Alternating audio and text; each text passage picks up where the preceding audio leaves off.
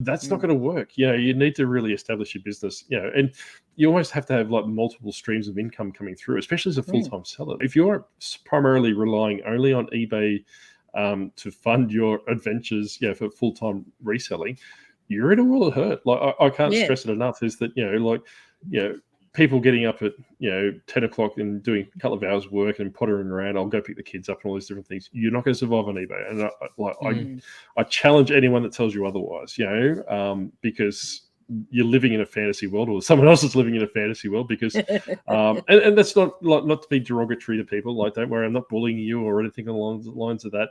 I just want to be realistic. Like, I don't care if it's not quantifiable with data or there's no accountability behind it. But the fact of the matter is that you need to be looking at it from a very analytical point of view. Is that, do you have the stock coming in? Do you have a availability? Like eBay, you almost like I was saying, if you've got an eBay store that's up and running and it's in good stand, you create a Shopify account when you get to that point where you've actually got two streams of income coming through. So if eBay or Depop or something along the lines of that, you just can't rely on the one platform. Is because what we were speaking about last week or the week before is with drop shipping. So I made it quite clear that I paid for a course to teach me how to drop ship, and it was just basically follow the numbers kind of thing. Like realistically, it was quite watered down and quite stupid. But I paid about $300 US or $250 US. I can't remember what it was. But anyway, that like I said before, it made me lots of money. So I'm not disputing that. But the fact of the matter is that I'm still a member of that group. And in the last 3 days, I've seen about 18 people saying that their eBay account's been suspended, and this is a permanent suspension. So you need to be very mindful, especially if you're looking at going full time. And this is quite possibly why people are going back to 9 to 5 jobs per se, is because eBay is a lot harder and they're quite stringent. They're moving more and more towards the Amazon model where you screw up once, you're gone. And it's harder than people think. That's right. A permanent suspension on eBay is permanent. Look at Daily Refinement, and I haven't been watching his videos for the last couple of months, so I'm not going to. Hopefully, I'm still right in this sense. Is that he got suspended over probably close to 2 years ago now, and he's still not on eBay to my knowledge. He's probably one of the biggest eBay spokesmen. Yeah, well, out of anyone that you would have thought would have been able to get their account back, he should have been able to get his account back on, just if you based it on the fact that he was always promoting eBay as a place to be a reseller and how to, and like he was never negative about it. A lot of his sort of other business is centered around the fact of teaching people how to be a reseller on eBay. And it's interesting that even though he was promoting eBay so much, that they still weren't giving him his account back. So, it just goes to show. I actually like that about eBay. They're not playing favorites at all. If you mess up and you're not a good seller, well, he was a great seller. It's not because of that he got banned. But like with a lot of people, like whether it is limiting traffic or whatever it is, like if you're not a good seller, they're gonna you're gonna get basically put in the doghouse.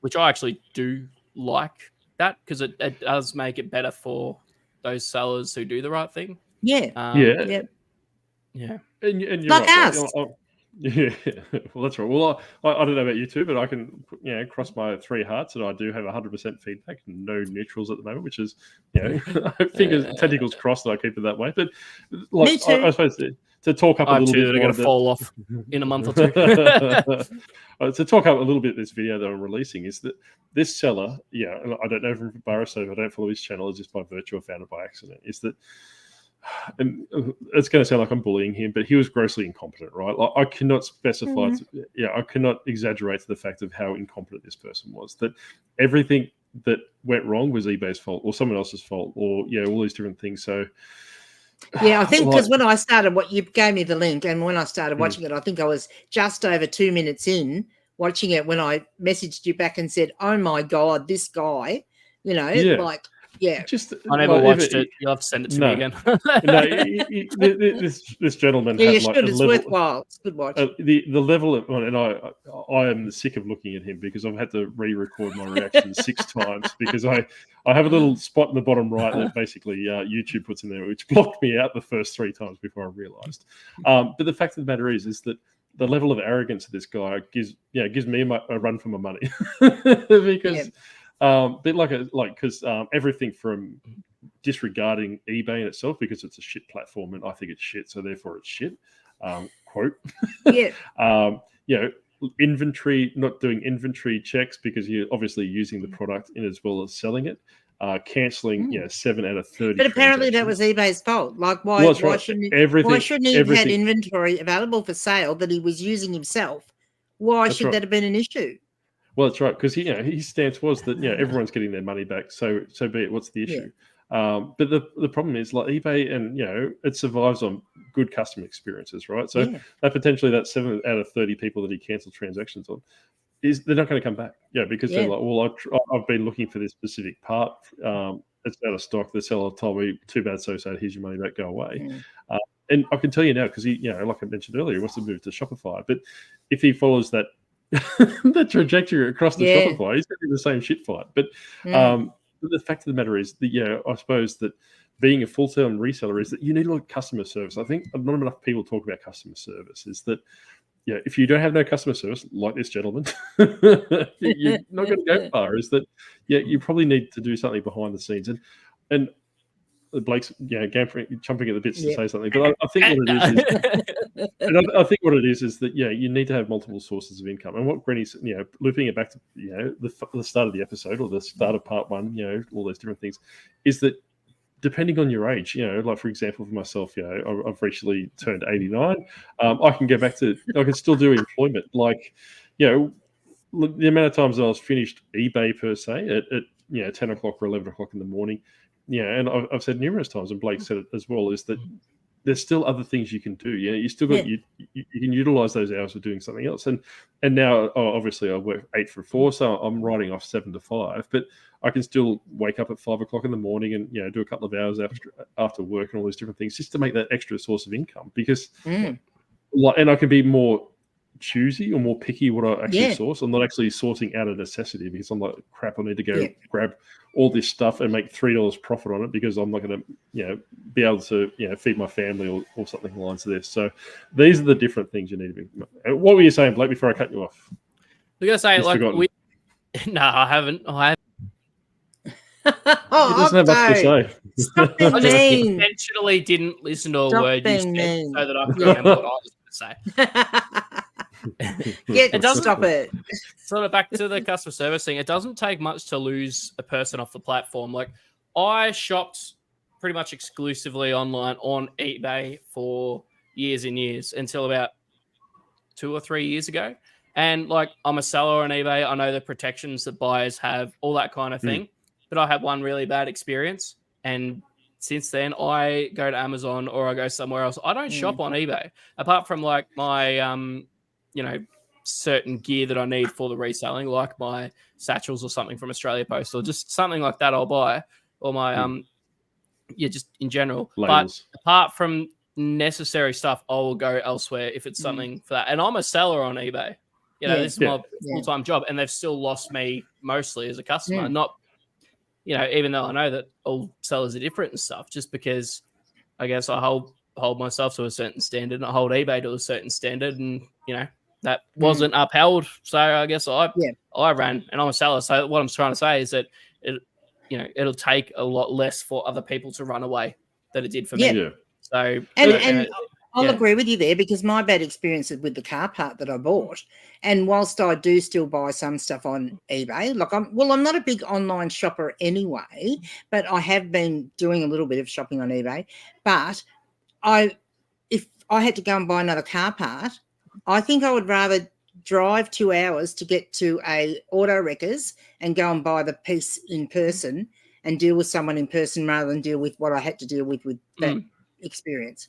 And there's videos on that on my channel if you want to watch it. I was going to say, please watch that video because it's phenomenal. But getting back to what Granny was saying is that, and I've said this numerous times, and don't do what I do because I don't practice what I preach.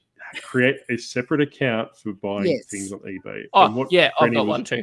Yeah. So I don't. I use I use my account, which is like stupid in itself. I haven't yet, but I need to, because the stuff I've bought since has been stuff that I've bought, like packaging supplies and stuff, right? So I've bought that, but I do need to, because there is some other stuff I want to get, so I do need to make a separate account that isn't linked to my store.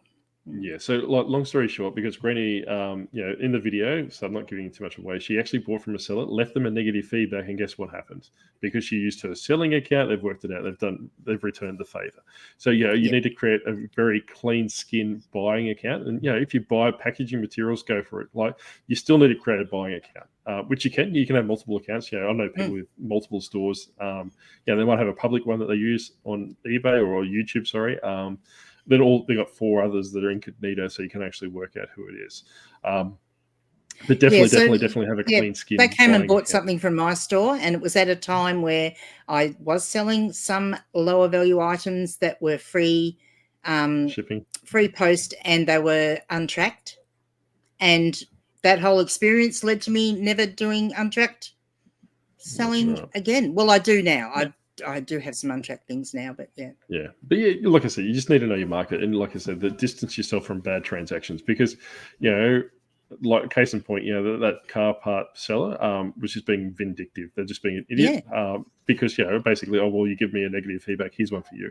If you had a clean skin buying account, don't say like have the disgruntled octopus as my account, then not the disgruntled octopus as my buying account, because that might seem a little bit too sus. But maybe it might be a case of saying disgruntled octopus and the secondary accounts like I love candy or something along the lines of that. So just be very mindful of what you're doing from that perspective. But I want to roll back around to what we're talking about from resellers leaving full-time income. Full-time reselling to back to full-time employment. Obviously 9-to-5 jobs. We did mention a lot of US sellers. Obviously Josh Gold, Hustling Hooks, Archie Biscuit Button, all these different things. But it's also happened to us. I'm not going to mention their name because I haven't asked them particularly, but there are a couple of especially what I've seen as up and coming YouTubers. I have shouted them out a couple of times before. I did reach out to them because I haven't heard from them for a while, and they did say that, hey, look, this is a lot harder than we thought. We're going back to full-time employment. So it does happen. A lot. We'll use some American examples. I know at least 3 or 4. We're only giving examples that we know of that have got a YouTube presence there. And as you said earlier, like there would be a lot of this going on with people that don't actually have a social media presence that were resellers also, that we aren't aware of. And that's there would be a lot more. And you can just see at the start of the year, right? Like, we have numerous people reach out to us and talk to us and or react to our Instagram stories or our posts and all these different things, and they drop off over the course of the year, and you'll never see them again. Like there's a lady, I'm going to be very undescriptive. She mentioned to me, like we used to talk probably a couple of times a week. Then she mentioned to me one day, "Oh, I'm not reselling anymore." And I still talk to her, but I formed a friendship, and and I do that from a perspective. If you're not in the reselling community, I'm not going to ostracize you. Like I'll still talk to you if we've got a relationship. Probably we need that reselling element just to form that relationship. Like just don't be some random person message me with nothing in common, but. We still talk to people from that perspective. So like I said, don't think going back to full-time work is a bad thing.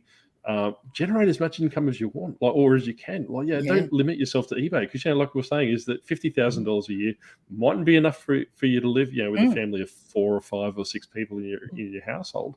Where if you do 9 to 5 and get maybe just say $100,000, that might be pie in the sky kind of thing. And you do eBay on top, and you get an extra $30,000. You're working part time. That's helping the household income. You could do all these different things. And on the flip side as well is that in my personal circumstances, I did say in the live, it was overshadowed by some other things going on. But Mrs. Octopus was the sole full-time income earner, and that caused a lot of problems from our perspective, because she was constantly burnt out. She was doing all these different things. She was where I was reinvesting my business money back into the business to buy more stock to obviously run a business like business should be ran.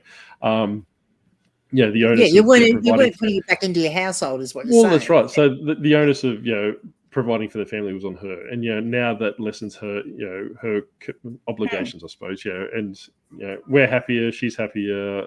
I've got the eBay stuff, which like I said, I'm going to redirect into other side projects too as well, because I suppose I want to be more transparent. As if I can't be more transparent, is that with these different little Shopify experiments and all these different things. So and like I said, that Talking of which, exciting news. I've been approved as a new bookseller on Amazon. Yay! Oh, look at this You guy. should teach me how to do that. Yeah, Not that's for right. books, but just Well, to Look, once I Ungate actually Of course. once I actually put a book up to list, I will. But yeah, Good. But, I've been Teach me, approved, please. but I haven't put a book up yet. but Yeah, anyway, I've been wanting that to do wraps Amazon us- for a while.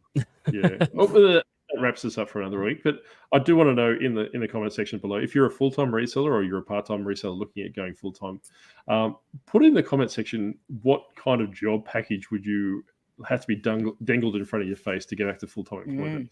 Yeah. So basically, if you're a full-time reseller, like Brad Kane or Judder, for example, and someone rocked up to you and said, "Hey, look, here's a job for $120,000 a year. Would you seriously consider it?" I'll be quite curious to see what people's, like what the limitation, all those different things. And like I said, that if you could do eBay part-time, like I'm not saying like with Josh Golick, for example, you have to cut all your social media ties and all these different things. But how big would that carrot need to be dangled in front of you before you actually take it? So.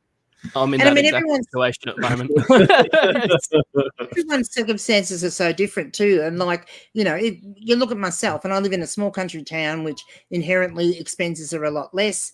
Cost me a lot less to live. I live on my own, so there's only me to contend with. I don't have responsibilities of kids. I have my cat. I have to buy cat food. But yeah, apart from that, I don't have any sort of responsibilities. So it costs me a lot less to live. So I can eBay and YouTube, because I'm officially a YouTuber now because I earn money off YouTube. That is giving me, that's providing, for me. And I've got a couple of other things. I said Amazon, and I've got my little other thing that I'm going to be doing soon, which is making books and actually writing books, and also my book reading channel on YouTube, which, I'll be cranking up a bit more. But yeah, be good. But it's different because my circumstances are different. So yeah. Well, that's right. And like I said, you don't have to put your circumstances in below, but I'll be quite curious to see what that magic number is, because I can guarantee you, if you won $50 million in the lotto, you wouldn't be reselling. I don't care what you say. Yes, otherwise, I would. You might enjoy it, but you wouldn't be. You'd probably create your own reselling platform. But yeah, I'll be quite curious. But by all means, we'll see. Well, hopefully, let us know how you like the new format, because obviously, like I said, we'll split the episodes into 15 or 20-minute lots. We're a bit clunky this week because I'm trying to be mindful of the fact that we've got those little allotments I got to splice up. When did Sage tell you that she will be watching it in the new format, and she will be letting us know what she thinks? Good. Yeah, because like I said, please let me know, because like I said, Tuesday, Wednesday, Thursday, Friday, the little chunks will come out. Saturday at 8:08 a.m. The full episode will come out. So. But like I said, let me know how you think. Let me know what the magic number is, and by all means, we'll see you next time. And go and watch Blake on my channel as well. That's right. Oh, that's right. Yeah, don't forget Blake. It's not all about you, Octo. Jeez. I'm going through a tunnel. I can't hear you. What did you say?